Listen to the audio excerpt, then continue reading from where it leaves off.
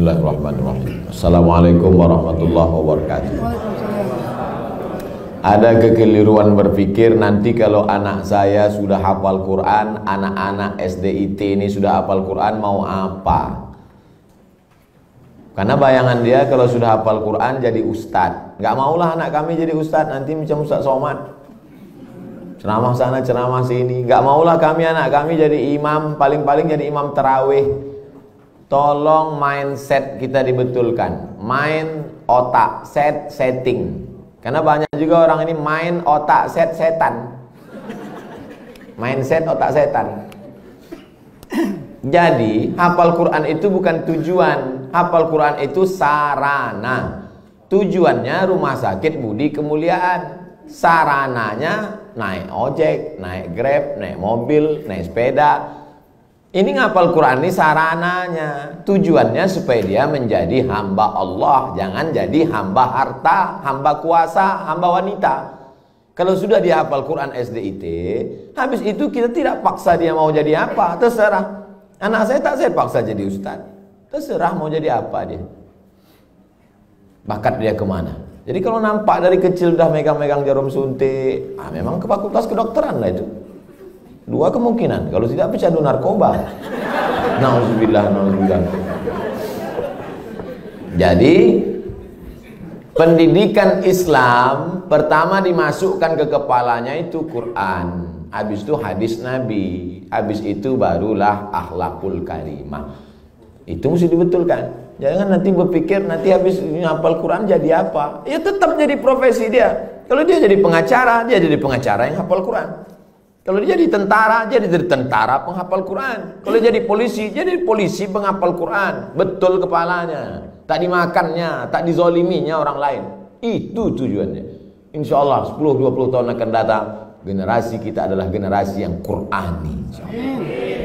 Dan kita punya kontribusi di situ dengan SDIT ID. Bagaimana hukumnya kegiatan ilmiah dokter disponsori pabrik obat? Pabrik obat menyediakan duit 100 juta, dibuat acara ilmiah, seminar, lokakarya segala macam, atau acara agama yang menyelenggarakan dokter. Di mana letak haramnya? Mungkin akan terjadi kolusi, nepotisme, kecurangan, penilaian tidak lagi normal. Dikhawatirkan terjerumus dalam gratifikasi. Makanya suatu ketika sahabat Nabi mengutip zakat dari Yaman. Ketika barang-barang zakat dibawa, kambing, onta, lembu, ini kambing untuk zakat, ini kambing saya. Kata Nabi, kok ada kambing zakat, ada kambing saya? Kok dapat kambing dari mana? Hadiah. Kata Nabi, seandainya kau duduk di rumah emakmu, di rumah bapakmu, mungkinkah ada orang ngasih kambing? Tak ada. Dia dapat kambing itu karena jabatan. Dikhawatirkan ke depan penilaian dia tidak lagi normal. Sebelum dapat hadiah kambing, periksanya. Berapa kambing? 40 ekor. Satu. Berapa unta? 5 ekor. Satu kambing. Tapi setelah dapat hadiah, mulai tak normal lagi. Berapa? Mau kasih-kasihlah, nggak kasih nggak apa-apa. Makanya segala penilaian-penilaian kalau sudah datang ke Indonesia rusak. Tim-tim independen penilaian rusak gara-gara gratifikasi. Dibuka atas, pertama kali datang tegas, berapa ruangan, berapa ini, berapa ini. Begitu dapat lempuk durian, gratifikasi merusak. Jadi kalau masuk dia dalam kelompok gratifikasi bisa haram. Tapi kalau pandai tidak merusak, gimana caranya tidak merusak? Teknisnya ya diatur. Ini ada sekelompok orang yang menerima dan dia bukan tim penilai, dia bukan tim pemeriksa, dia tidak ada kait mengait dengan keputusan dan dapat kalau bisa disiasati laksanakan. Tapi kalau merusak etos kerja, masuk dalam kategori riswah sogok, la'ana Rasulullah SAW ar-rashi wal murtashi, yang menerima sogok, yang mendapat sogok, maka dilaknat Allah Subhanahu wa ta'ala. Bisa kami Pak Ustadz selamat? Lanjutkan. Tak selamat, stop. Profesi dokter pria, dokter kandungan, memeriksa pasien perempuan. La yakhluwanna rajulun ma'amra'atin illa ma'adhi mahramin. Tak boleh berdua-duaan laki-laki dengan perempuan kecuali tak ada mahram, kecuali ada mahram. Tak boleh. Anta musayyada mar'atin la tahillu lahu. Menyentuh tangan perempuan yang tak mahram lebih baik ditusuk paku dari api neraka ke kepala daripada menyentuh tangan perempuan yang tak mahram. Kena pasal-pasal ini.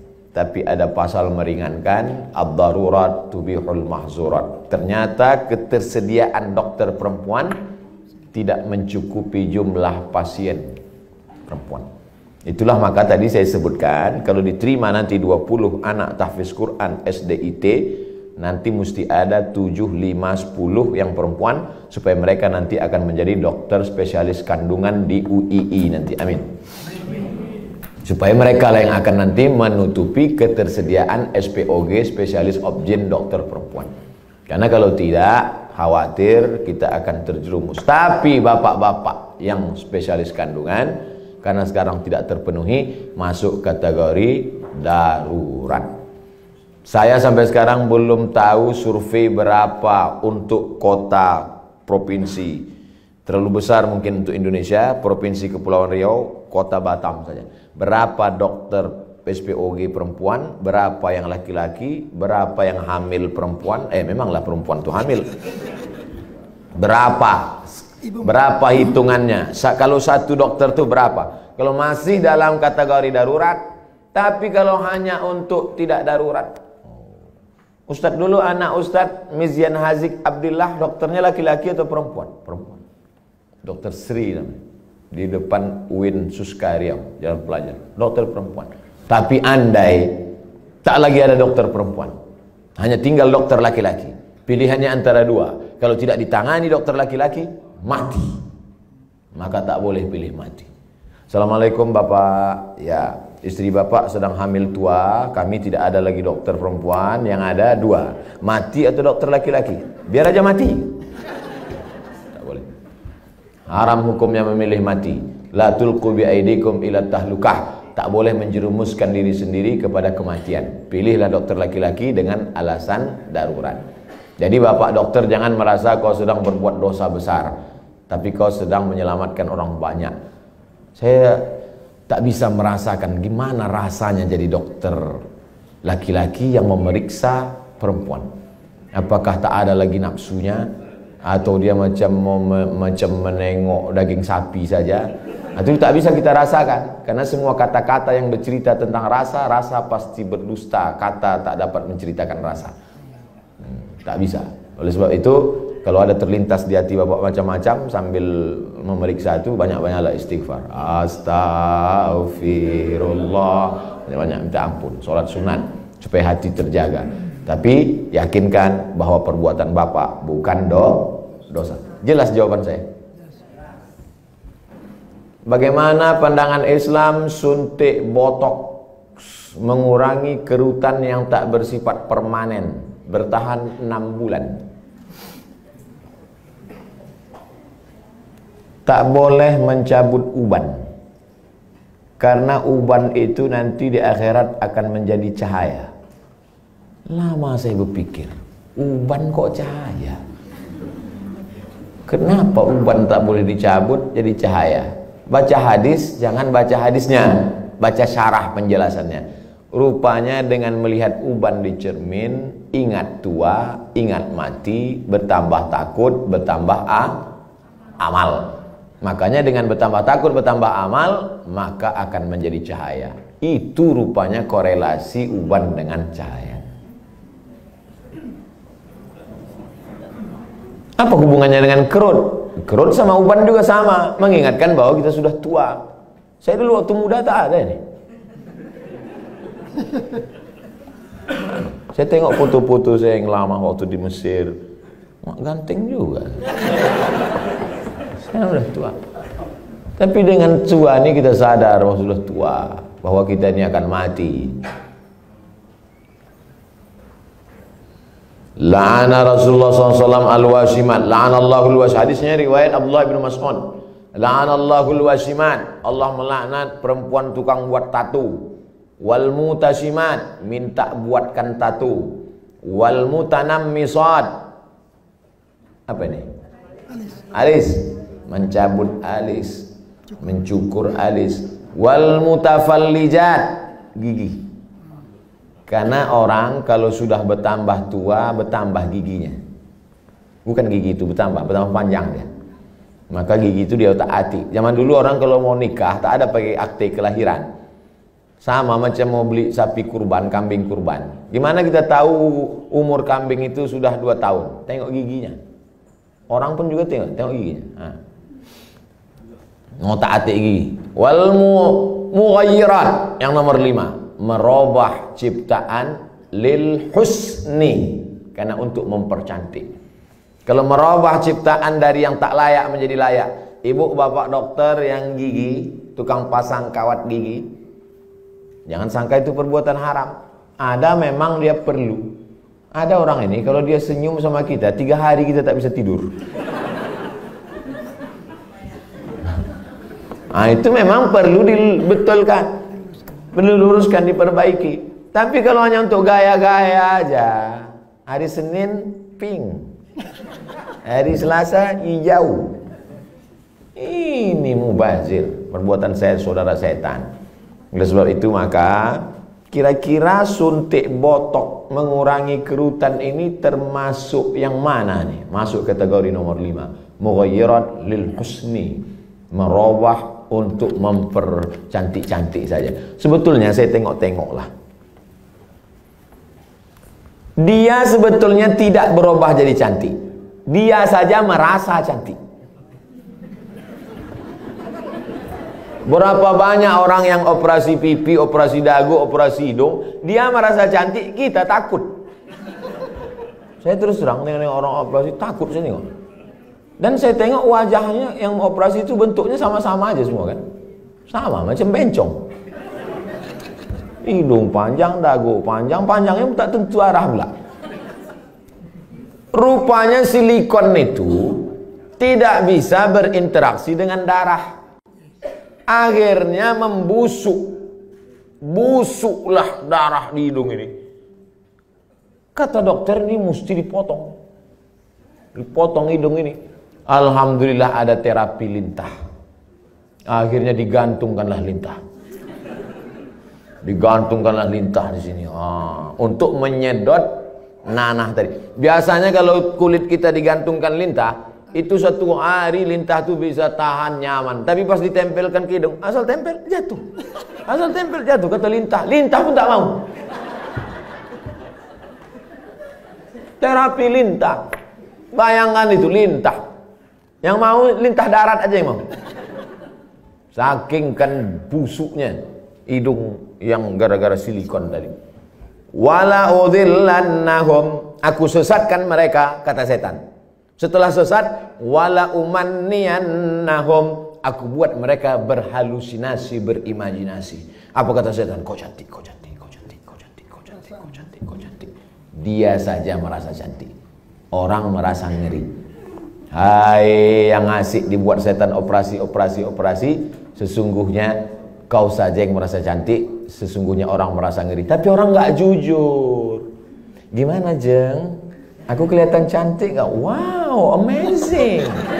Padahal dalam hatinya macam hantu gue tengok.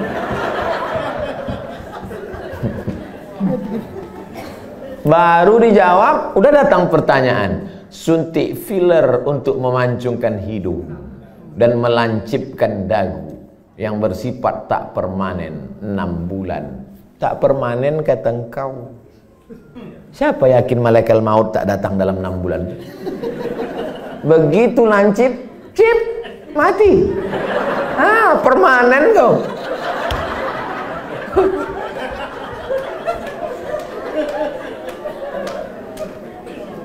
Kau cantik bukan karena dagu kau lancip. Kau cantik bukan karena hidung kau panjang. Kau cantik karena bekas air wudhu. Kau cantik karena habis baca Quran. Kau cantik. Yang mengatakan cantik tak cantik itu kan hati. Betul? Bapak-bapak ganteng. Ganteng. Bininya tidaklah jelek, tapi rasanya taklah sepadan berjalan. Pas ditanya orang, Pak, siapa perempuan paling cantik? Itulah yang paling cantik gitu deh. Entah dia jujur, entah takut, Allahu a'lam. Karena antara jujur dan takut ini beda-beda tipis. Tapi yang jelas kata dia, cantik itu membuat cinta atau cinta itu membuat cantik?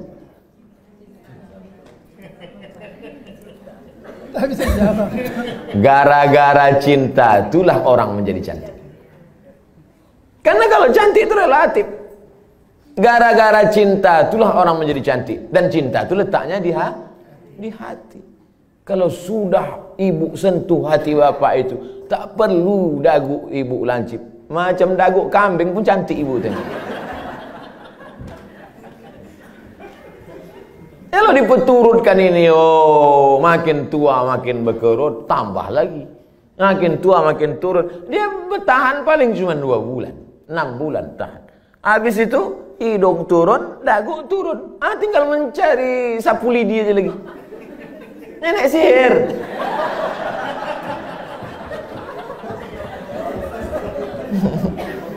Berhentilah.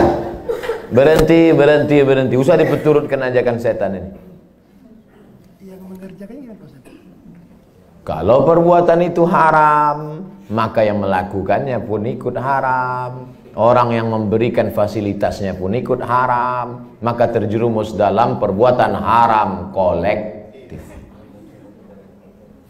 Saya kan cuma jual khamar. Saya nggak ada ngajak dia minum khamar. Saya cuma jual aja Pak Ustadz. Penjualnya ikut kena, pembawanya ikut kena.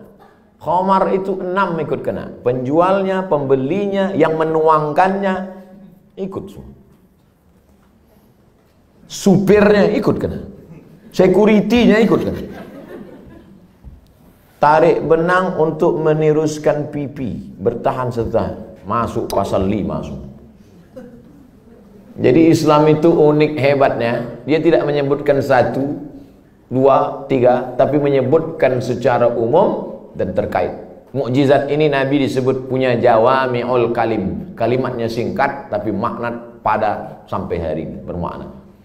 Apapun namanya, yang merubah ciptaan Allah bukan karena darurat, bukan karena tak layak. Merubah yang tak normal menjadi normal boleh. Yang sudah normal dia taati menjadi abnormal. Nauzubillah. Bapak mesti siap menerima bunga yang layu.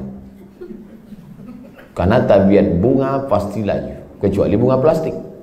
Nah, itulah maka sekarang banyak perempuan yang mau jadi plastik.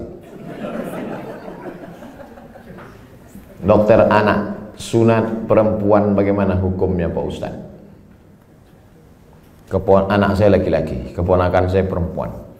Kata saya kepada adik saya, kau cari, kalau tak mau dokter di rumah sakit itu menyunat keponakan saya, cari bidan kampung yang mau menyunat. Karena saya berpegang pada mazhab Syafi'i. Ada mazhab yang mengatakan sunat tak perlu. Mazhab Hanafi, Maliki, Hambali mengatakan sunat bagi perempuan itu tidak wajib. Sedangkan saya berpegang pada mazhab Syafi'i mengatakan wajib. Adakah khitan sunat perempuan pada zaman Nabi? Ada. Nabi mengatakan kepada si perempuan itu, kau potong tapi jangan terlalu banyak. Maaf, na'udzubillah, hari ini bisa menyebabkan frigid dan lain sebagainya. Tapi rupanya manfaat lain dari memotong khitan pada perempuan itu adalah meminimalisir libido seksual. Begitu kata ulama-ulama dulu.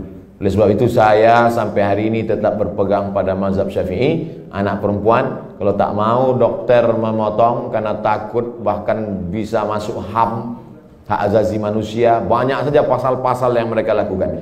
Sedangkan di zaman Nabi yang pakaian tertutup, makanannya bersih, tontonannya bersih. Apalagi zaman sekarang tontonannya maksiat, makanannya memicu libido seksual dengan berbagai macam cerita hubungan. Maka khitan amat sangat baik. Salah satu usaha meminimalisir. Bagaimana cara sebaiknya bagi dokter anak menasehati pihak ortu imunisasi bayinya sejak lahir? Dulu saya diundang oleh Kementerian Kesehatan Provinsi Riau. Videonya kan viral, coba cari. Sosialisasi suntik, imunisasi. Saya jelaskan di situ bahwa fatwa Majelis Ulama Indonesia beda antara bendanya ini halal atau memakainya yang mubah. Boleh. Nah, jadi ini dua fatwa ini. Bendanya tidak halal. Sampai sekarang tak ada fatwa MUI bahwa barang itu halal. Karena memang dia dibuat dari babi. Maka tak ada fatwa halal. Yang ada itu fatwa mubah, boleh menggunakannya karena alasan memilih dua mudarat yang teringan.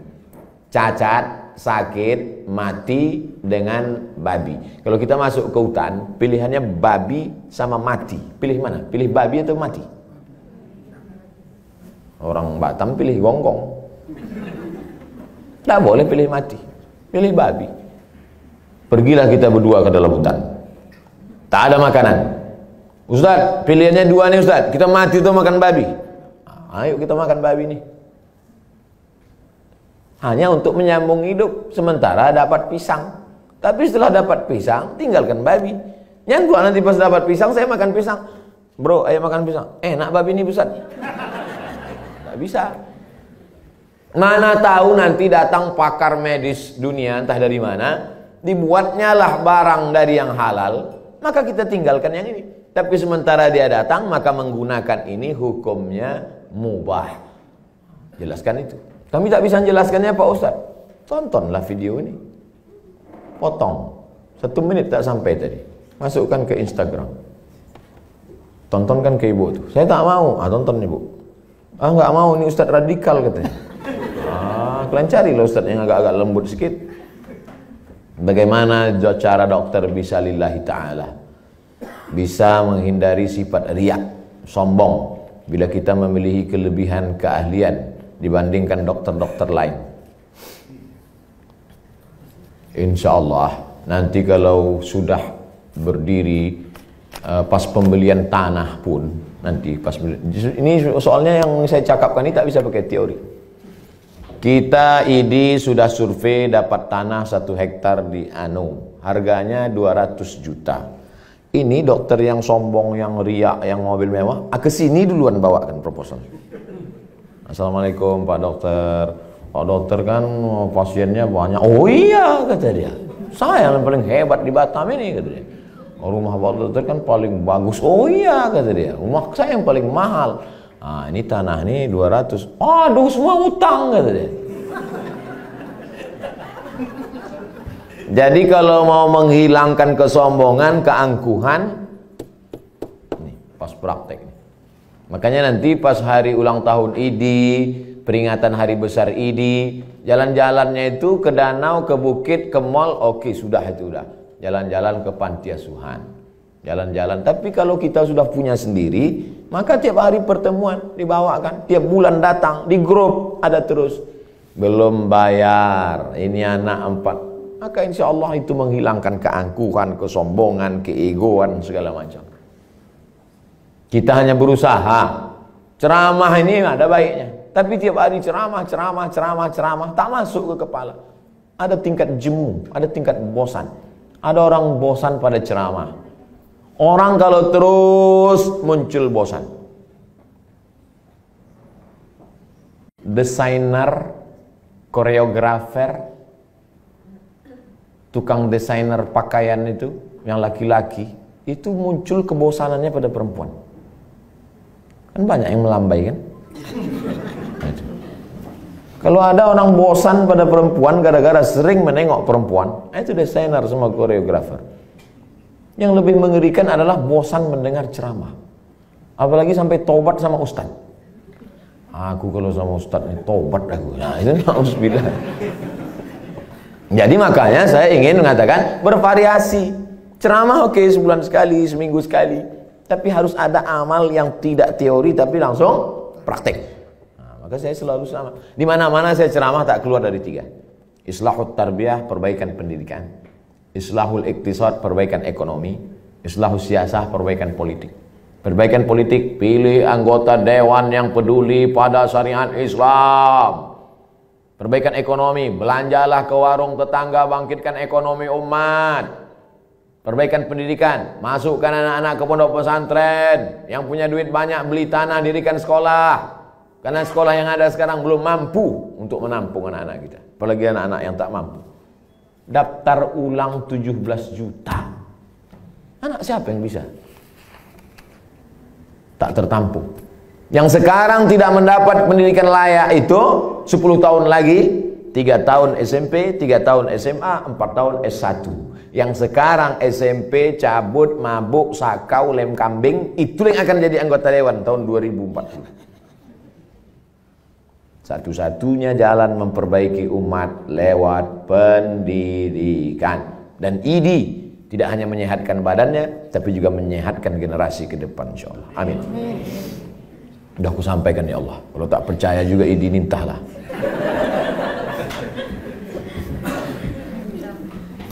Dah habis pertanyaan. Habis. Terima kasih atas segala perhatian Bapak dan Ibu. Ceramah kita pagi ini baru starting point, baru start. Ini belum finish. Ini baru garis start. Usaha kita ke depan. Masih, saya tak bisa mengontrol.